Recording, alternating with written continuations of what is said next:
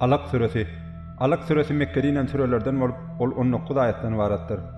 Bu sürenin ilkinci 5 ayeti Kur'an-ı Kerim'in ilkinci inen ayetlarıdır.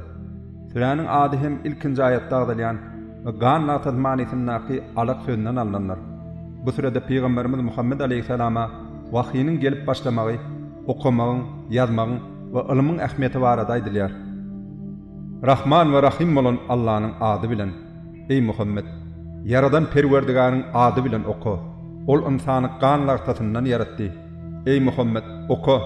Senin padlı kerem çeksiz olan Perverdigar'ın insana kalam bilen yazmağı öğretti. Ol insana bilmeyen zadını öğretti. Doğrusu insan özünü hiç adamaya teşdeğildir ödüp adar. Takip, gaydıştığını Perverdigar'ına bolur. Namaz okuyan ol vende Peygamber'e peskel olyanı gördün mü?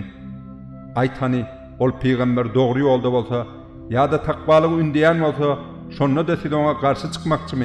Hana aydın, ol peskel veriyen kişi Peygamber'i inkar edip, doğru yoldan yüde vursa öz için kovu olur mu? Ol Allah'ın ehli dadı göreyenliğini bilmeyer meysem? Yok. Eğer o bu peylinden değilmese, biz onu manglay saçından tutup doğduğu tüyrer. Ova, ol yalancı ve günahkar manglay saçından tutup tüyrer. Ol öz İslam toparını kömege çağırsın. Biz hem devanalar adap peristelerini çağırır. Yok, onu boyun eğme. Perverdigarine secde et.